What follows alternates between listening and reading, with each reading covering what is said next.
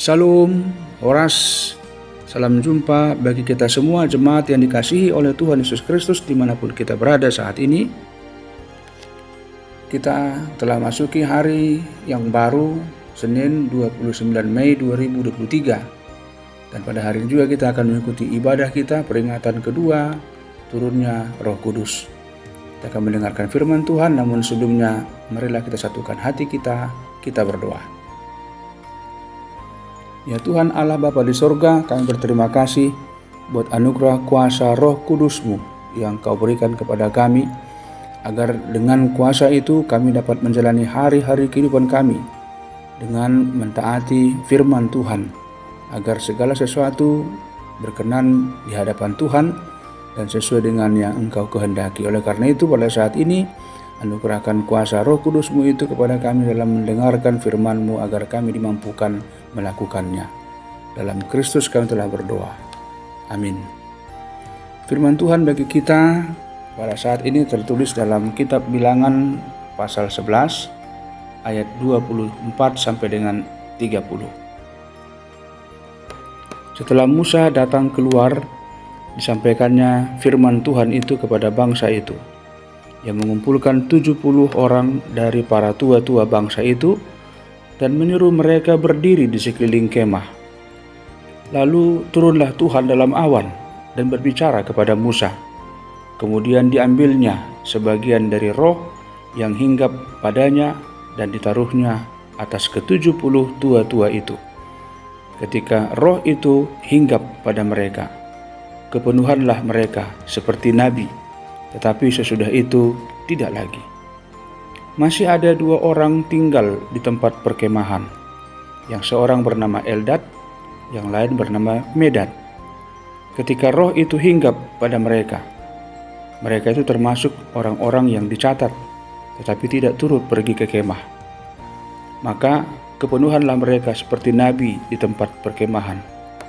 Lalu berlarilah seorang muda memberitahukan kepada Musa, Eldad dan Medad kepenuhan seperti nabi di tempat perkemahan. Maka menjawablah Yosua bin Nun, yang sejak mudanya menjadi abdi Musa, Tuanku Musa, cegahlah mereka.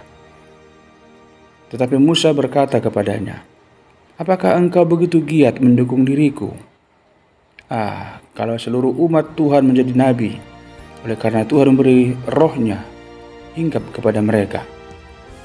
Kemudian kembalilah Musa ke tempat perkemahan, dia dan para tua-tua Israel. Demikian pembacaan firman Tuhan.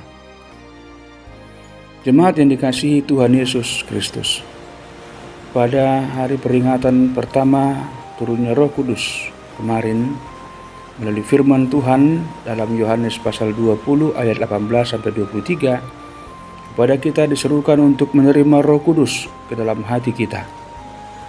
Karena dengan menerima Roh Kudus dalam hati kita, maka kita akan merasakan damai sejahtera menaungi kita. Roh Kudus pula yang memampukan dan memberikan kita kekuatan melakukan segala perintah yang diberikan Tuhan kepada kita. Dan Roh Kudus pula yang menuntun dan mengajari kita hidup dalam saling mengampuni di tengah-tengah persekutuan kita. Maka pada peringatan kedua turunnya Roh Kudus hari ini, kepada kita hendak dinyatakan bahwa kuasa Roh Kudus Allah itu tidak terbatas. Allah adalah roh. Karena Ia adalah roh, maka Ia mengatasi segala sesuatu. Ia bebas menaungi dan mendiami segala sesuatu. Kuasa dan pekerjaannya tidak terbatas, baik oleh orang per orang, waktu dan tempat. Dia bebas berkarya menyatakan kemuliaan dan kuasa Allah untuk disaksikan oleh semua orang, agar mereka percaya kepada Allah.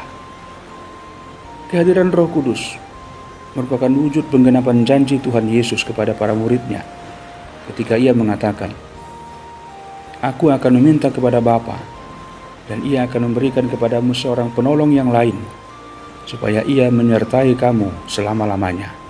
Yohanes 14 ayat 16. Allah berkuasa mengaruniakan kuasa rohnya kepada siapapun, dan tidak ada seorang pun yang dapat mencegahnya. Dalam nas kita hari ini disaksikan bahwa umat Israel bersungut-sungut kepada Allah melalui Musa dengan meminta daging karena mereka sudah bosan makan manna yang diberikan Allah bagi mereka sebelumnya. Israel bersungut-sungut kepada Allah. Sesungguhnya hal ini menunjukkan sikap pemberontakan dan ketidaktaatan mereka kepada Allah.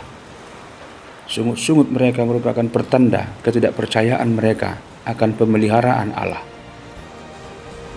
Maka Musa merasakan sungguh berat bebannya dalam memimpin umat yang keras hati dan suka bersungut-sungut itu. Lalu ia pun menyampaikannya kepada Allah. Maka Allah memerintahkan Musa untuk memilih 70 orang tua-tua Israel dari tengah-tengah umat itu untuk dijadikan teman bagi Musa dalam memimpin dan mengatur umat Israel. Kepada ke-70 orang itu Allah memberikan kuasa rohnya yang ada pada Musa agar mereka bersama-sama dengan mengandalkan kuasa roh Allah itu memimpin dan mengatur umat Israel. Setelah itu, beberapa waktu kemudian, roh Allah keluar dari mereka. Namun ada 2 orang dari mereka, yaitu Eldad dan Medad, masih memiliki roh Allah dalam diri mereka.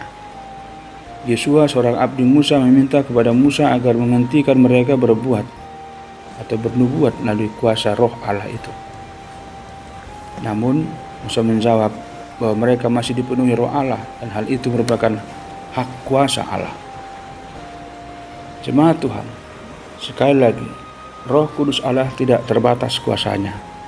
Dia berkuasa atas segala sesuatu. Satu hal yang kita percaya hingga saat ini, bahwa kita pun telah menerima karunia Roh Kudus Allah dalam diri kita sejak kita menerima baptisan kudus. Dan ia akan mengerjakan apa yang Allah kehendaki di dalam dan melalui kita. Kuasanya tidak terbatas atas kita. Dia dapat memampukan kita melakukan segala sesuatu dalam kehidupan sehari-hari, bahkan atas segala hal yang tidak terpikirkan oleh kita sebelumnya. Karena itu tetaplah percaya kepada Roh Kudus dan menyerahkan hidup sepenuhnya kepadanya. Maka kita akan menjadi alat kemuliaan Allah di tengah-tengah persekutuan dan pelayanan kita. Dan dengan kuasa Roh Kudus, kita akan jauh dari segala sungut-sungut dalam menjalani kehidupan ini. Amin. Salam Pentakosta bagi kita semua. Ya Tuhan Allah Bapa yang di surga, terima kasih buat firman-Mu yang telah menyapa dan mengingatkan kami bahwa kuasa Roh-Mu tidak terbatas. Dan hanya penyerahan dirilah yang perlu untuk kami nyatakan dalam kehidupan kami, bukti percaya kami akan kuasa Roh Kudus-Mu itu. Dan biarlah Roh Kudus-Mu tetap bekerja dalam diri kami, lakukan segala hal yang Engkau kehendaki, bahkan hal-hal yang luar biasa dalam kehidupan kami. Terima kasih Tuhan, kami serahkan hidup kami sepenuhnya dalam tangan penyertaan pemeliharaan-Mu, melalui Kristus Yesus Tuhan kami. Amin. Selamat Pentakosta bagi kita semua, jemaat yang dikasihi oleh Tuhan Yesus Kristus, dan biarlah Roh Kudus Tuhan senantiasa menyertai kita. Salam, Horas.